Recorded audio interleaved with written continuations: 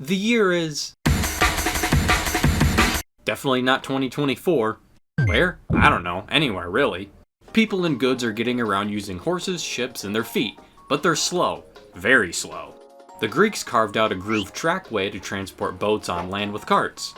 It's almost like a railroad track, said someone from the future. A guy called the hero of Alexandria then discovered steam power.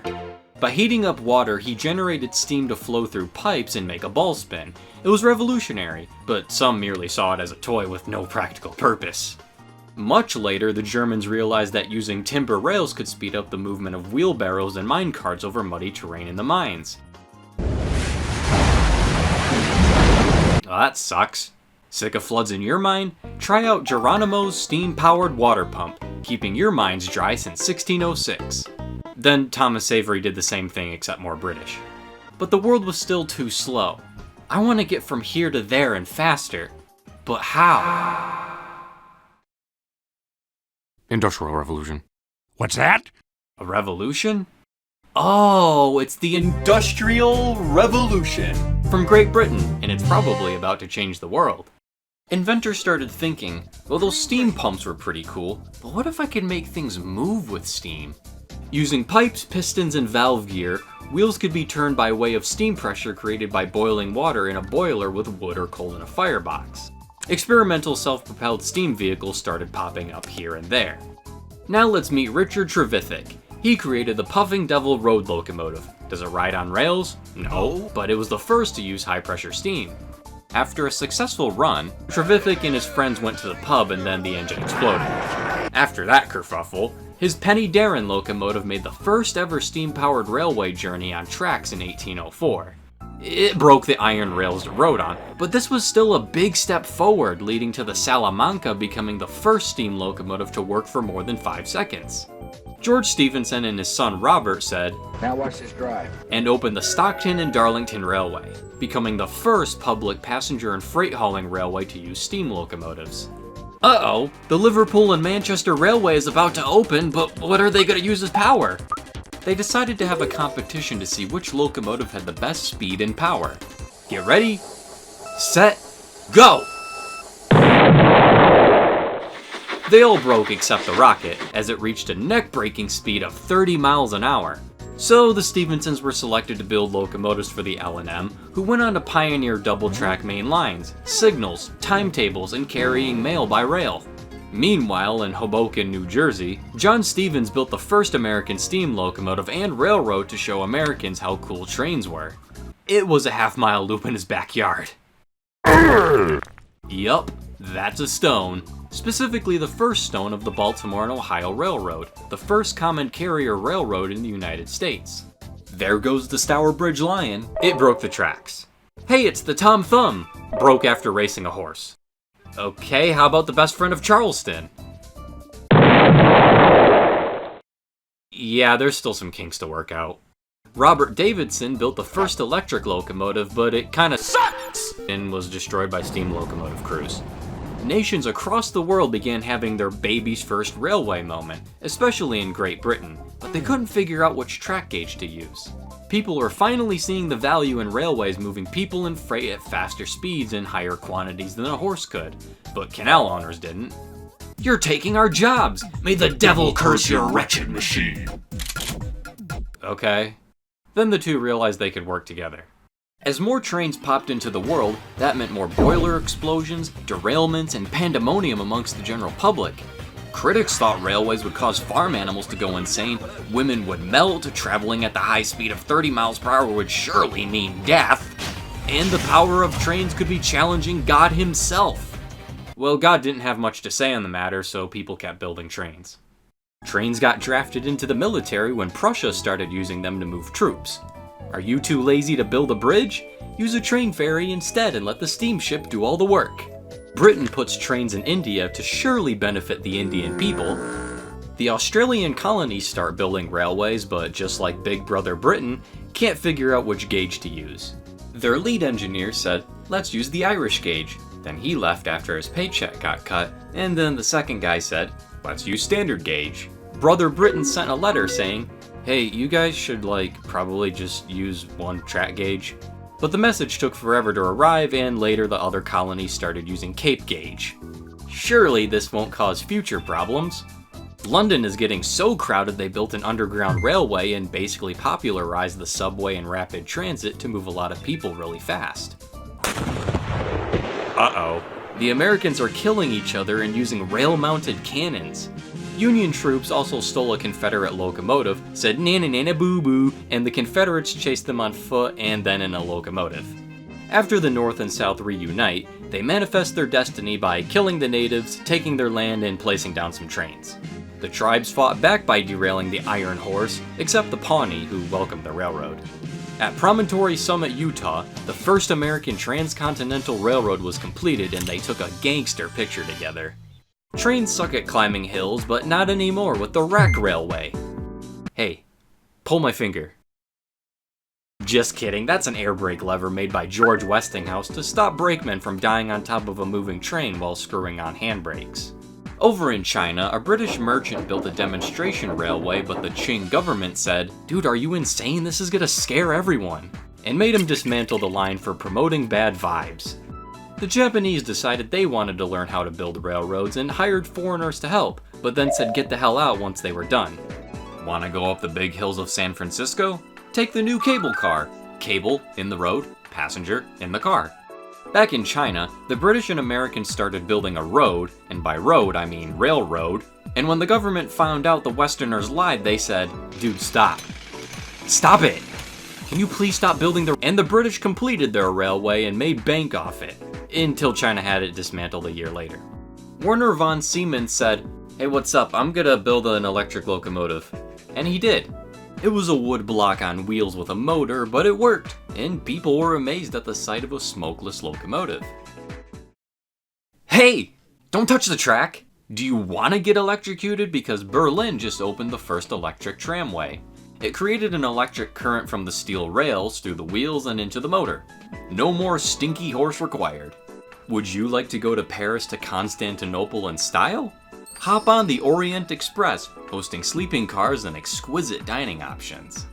The US and Canada got fed up with trains running into each other and got federal time zones instated to simplify timetables. Europe is hungry for a piece of African pie, and by piece I mean the whole continent, and put a bunch of trains there to extract natural resources while quelling the natives. Canada just finished their first long-ass transcontinental railway, and America said, "Damn it, I built a fifth one?" Well, a train just crashed through a station in Paris, and the Americans slammed two locomotives into each other head-on cause why not, and accidentally killed two people, oops. But hey, electric locomotives are finally making a name for themselves.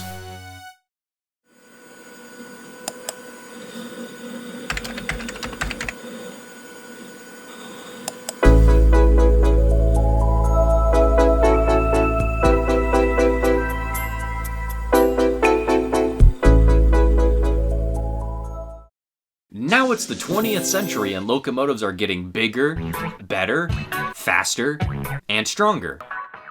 Bigger boilers and fireboxes meant more power, and bigger wheels provided faster speeds. Over in Germany, Eugen Langen looked at a railroad track and said, "Two rails are overrated, and you know what? We're going airborne," and created the Wuppertal Suspension Railway, an early monorail. Okay, what the hell is this? The Ford Motor Company just dropped the Model T automobile. It's probably just a passing fad. I mean, come on, do you really think this thing is gonna compete with trains? Have you seen how fast they go now? The Sultan of the Ottoman Empire ordered the construction of a railway to link Damascus with the holy Muslim city of Mecca, thus making the Hajj pilgrimage more accessible. It was also to assert control over the empire. They only got as far as Medina due to tribal resistance. Hey, Germany and Switzerland? Yeah? What's that? Oh, it's a diesel locomotive. A diesel? No, a diesel. That Rudolf Diesel guy invented the engine, but he disappeared on a ship. Oh. Anyway, apparently the whole world decided to go to war, and whoa, that's a big gun. And here's a tiny train. Trench railways were built to transport troops and supply food and ammunition to soldiers locked in stalemate-ridden trench battles. Badass-looking armored trains with guns also made an appearance here. While fighting on the Eastern Front, Russia finally finished the Trans-Siberian Railway, linking the isolated Siberia with the rest of the country, and America nationalized their railroads and started pumping out standard designs left and right to support the war effort. Alright, the war's over. Hopefully that won't happen again. American locomotives are getting big, thanks to larger fireboxes and superheaters. Also, they denationalized. Here's your railroads back. Thanks again, pal. What the fuck? Britain just grouped 120 railways into 4, and the economy just crashed.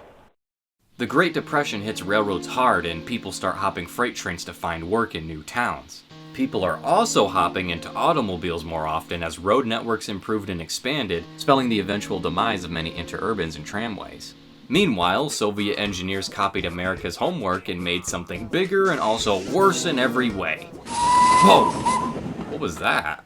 It was Flying Scotsman, the first steam locomotive to reach 100 miles per hour. These two might say otherwise, though. While everyone is still depressed, designers fell in love with Art Deco and streamlined a bunch of trains to make them look more modern and aerodynamic. Jesus! These trains are going so fast now!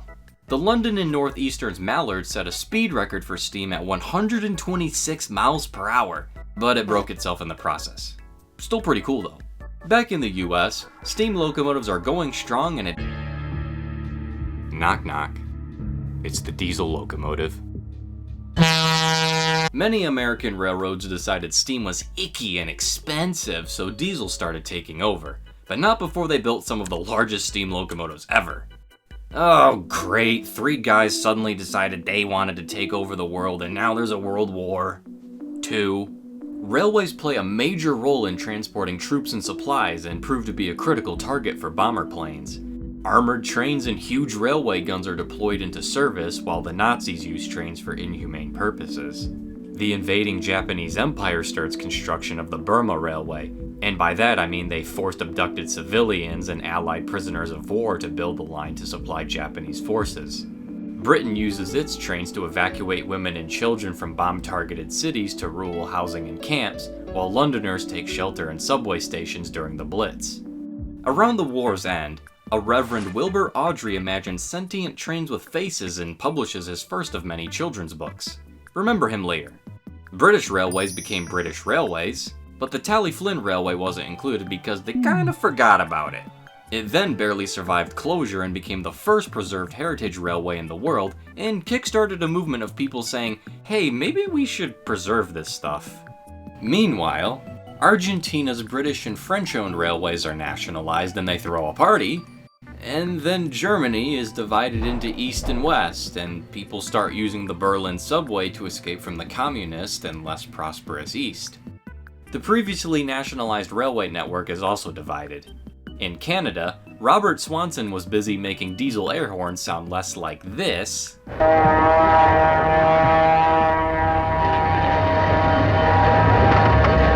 and more like this.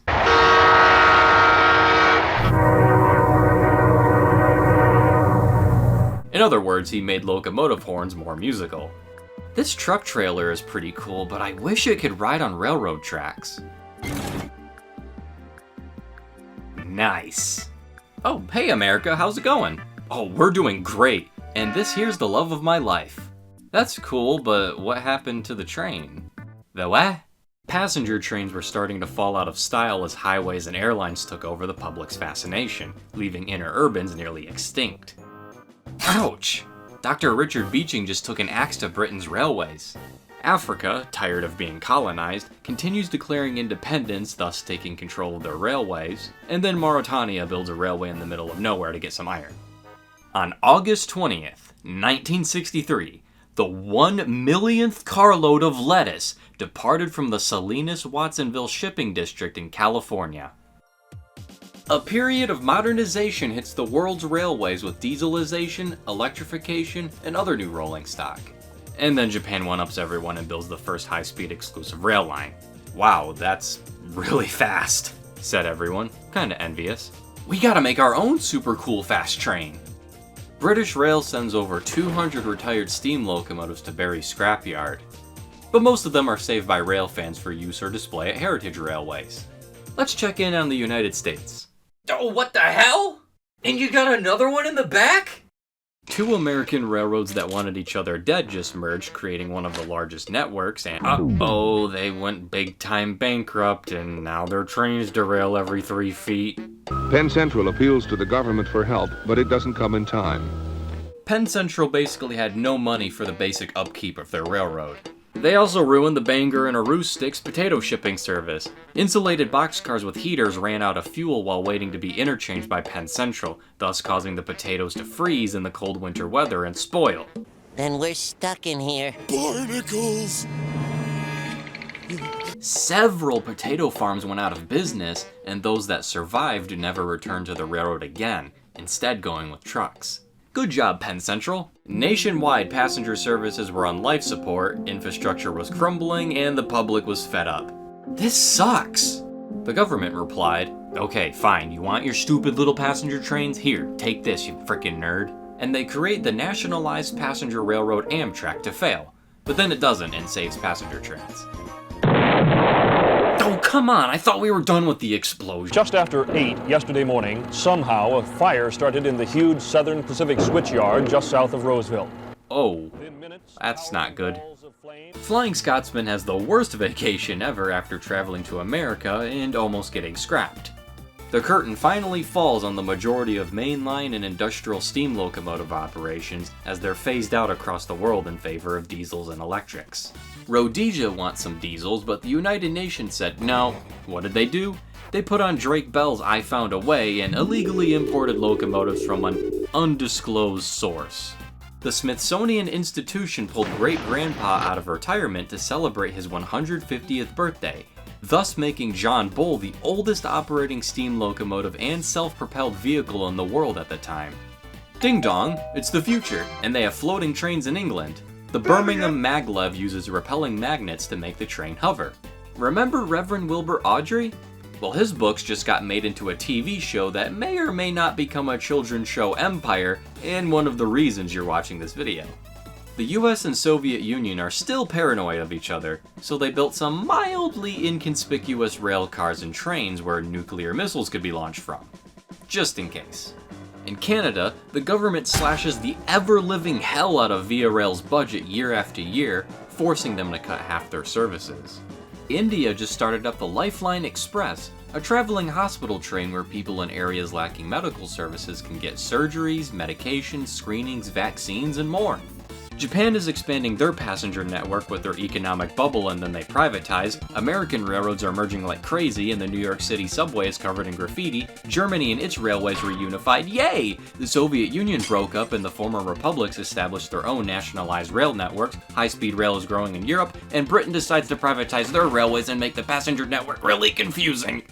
Intermodal container trains are really popping off now, allowing for a more streamlined transfer of freight across the world. I hope you weren't planning on a Nicaraguan train trip because the president just shut most of them down. I want to go from England to France, but my train won't flow.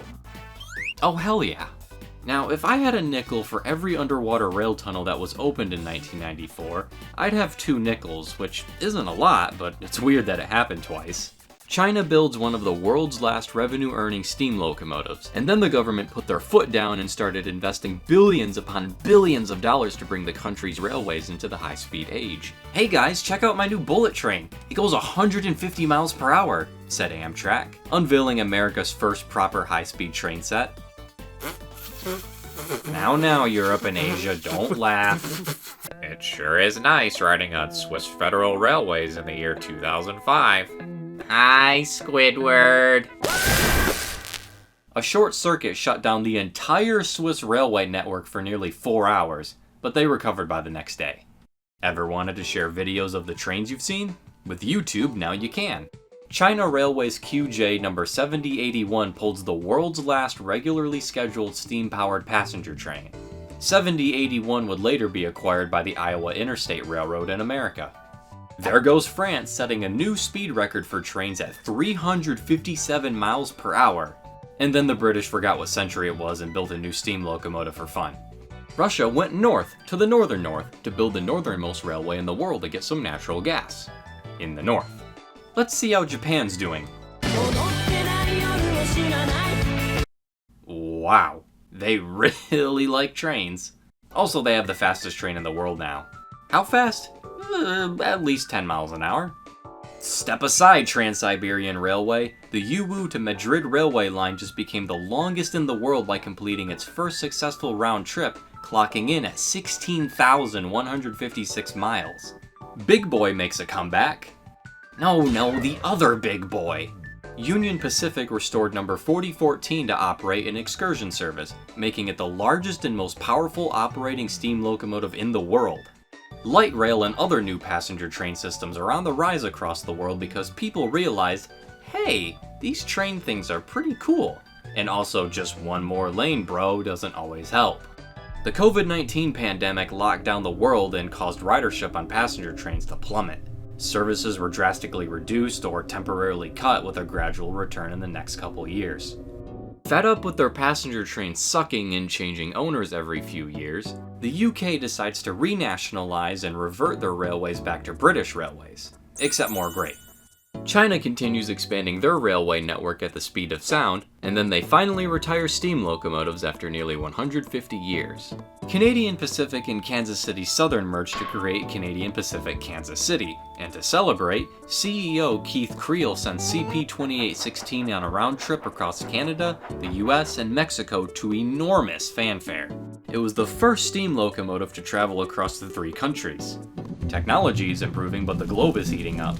What do we do? Asked the world. I don't know, but here's some hydrogen and battery powered trains that might help. Want to become a train driver? Too late, buddy. A computer might be doing that for you. And then Thomas the Tank Engine takes over the world.